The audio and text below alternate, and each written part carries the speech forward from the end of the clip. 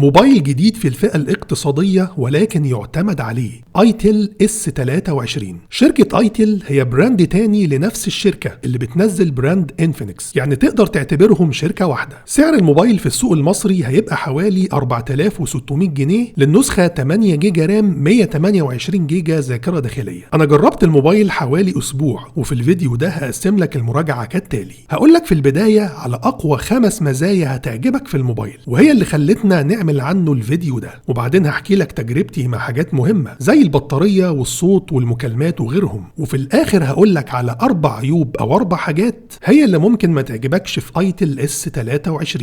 بس كالعادة قبل ما نبدأ عايزك تنزل تعمل لايك لانه بيفرق كتير في انتشار الفيديو، ولو كنت اول مرة تشوفني اشترك في القناة وفعل الجرس.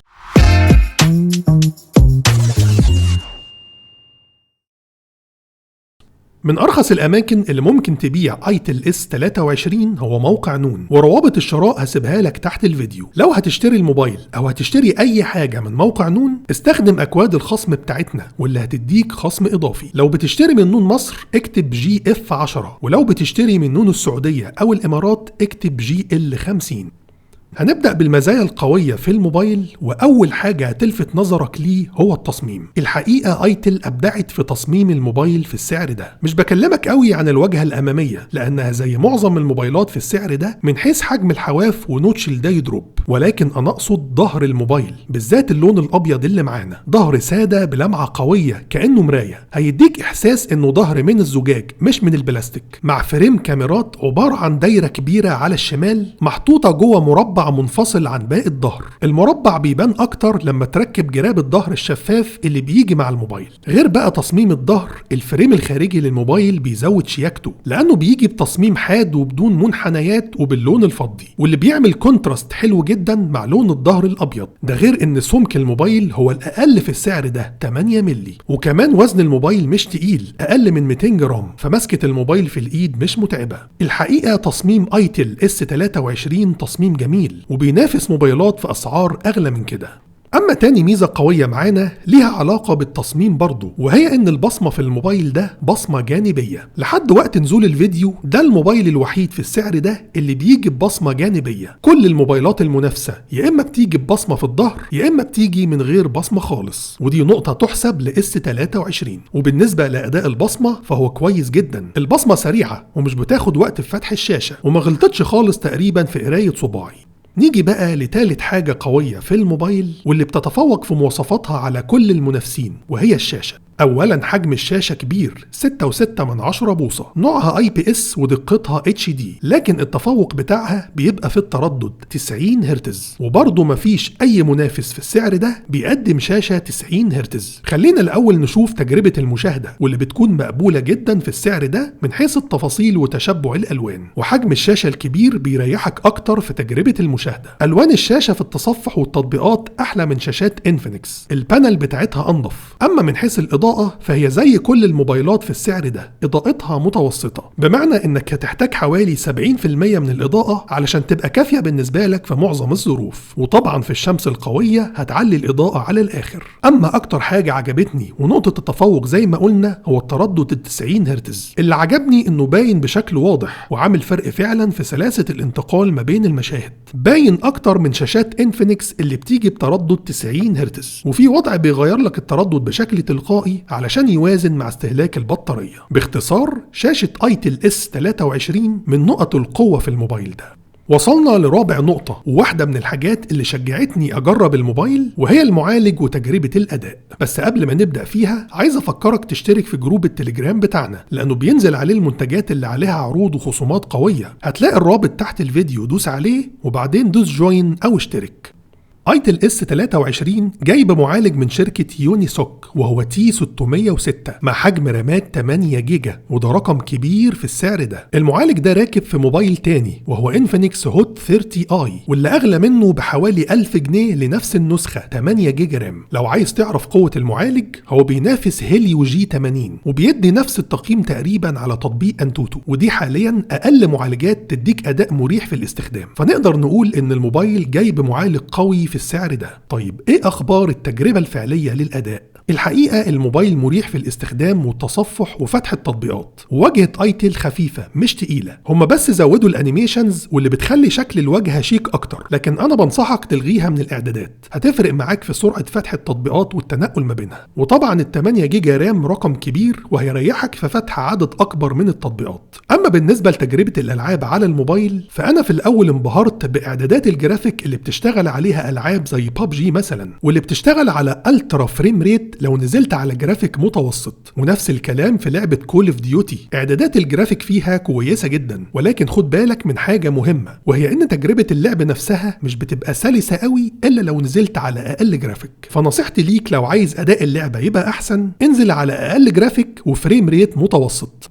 وصلنا لخامس ميزة قوية وحاجة ناس كتير بتدور عليها في الفئة الاقتصادية، وهي محتويات العلبة. الحقيقة ايتل S23 بيقدم قيمة كبيرة في الجزئية دي، لأنه جاي معاه كل حاجة في العلبة. الشاحن طبعا مع كابل الشحن، كفر يحمي الظهر، سكرين بروتكتور لحماية الشاشة، وكمان سماعة هاند فري بجودة كويسة. بالتالي مش هتحتاج تشتري أي حاجة بعد ما تشتري الموبايل، ودي بتبقى نقطة قوية في السعر ده. كده خلصنا المزايا القوية، وهندخل دلوقتي على تجربتي مع حاجات مهمة زي البطارية والصوت والكاميرات وغيرهم. بس قبل ما نبدأ فيها، ما ينفعش تكون وصلت معايا لحد هنا ولسه ما عملتش لايك للفيديو ولا اشتركت في القناة.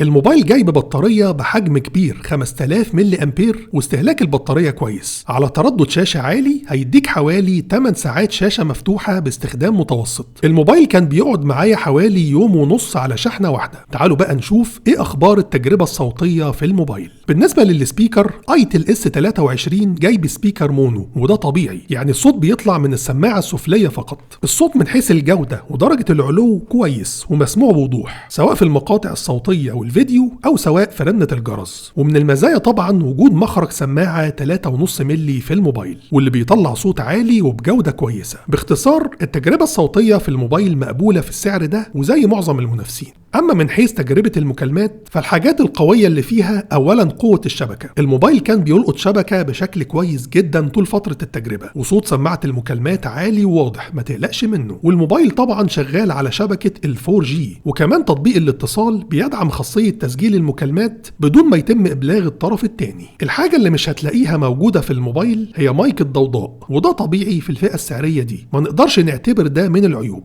ولكن في عيب تاني في تجربة المكالمات، خليك معايا للآخر علشان تعرفه. حاجة كمان مهمة لازم نطمن عليها، وهي شبكة الواي فاي. الحقيقة أدائها معايا كان كويس، والموبايل بيلقط من على مسافات مناسبة، وأداؤه كان مستقر جدا، وطبعا شغال على نظام واي فاي 5. وآخر حاجة قبل ما نشوف الكاميرات، هي إن الموبايل بيدعم تركيب كارت ميموري مع شريحتين اتصال، مش محتاج إنك تشيل الشريحة التانية. وصلنا لآخر حاجة في التجربة قبل ما نقول العيوب، وهي الكاميرات. طبعا في السعر ده مفيش حاجة اسمها كاميرات قوية. في السعر ده في كاميرات مقبولة وفي كاميرات ضعيفة. والحقيقة بالنسبة للكاميرا الخلفية واللي بتيجي بدقة 50 ميجا بكسل، الأداء كان مقبول جدا، بالذات مع تفعيل وضع ال AI، واللي فاجئني أداؤه في تظبيط إضاءة وتفاصيل الصورة وزيادة تشبع الألوان. بيعمل فعلا فرق كبير، خصوصا مع وجود زرع أو مساحات خضراء، وبيخلي الصورة تنافس كاميرات في فئات سعرية أعلى، وبيخلي تعامل الكاميرا مع الإضاءات العالية المباشرة يبقى أفضل. تصوير الكاميرا في إضاءة ضعيفة بيدي نتيجة متواضعة، وبرضه ده شيء طبيعي في السعر ده. ولكن الوضع الليلي موجود وبيعمل فرق واضح في تحسين جودة وإضاءة الصورة.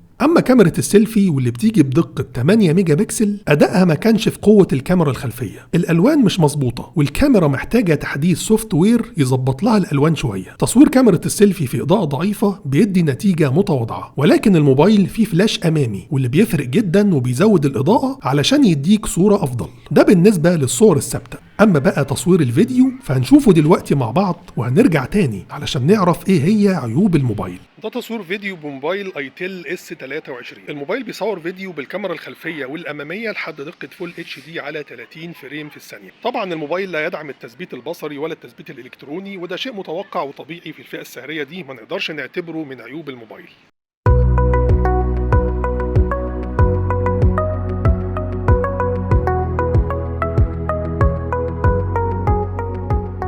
كده خلصنا التجربة، ودلوقتي بقى هقولك على 4 عيوب أو 4 حاجات ممكن ما تعجبكش في ايتل S23.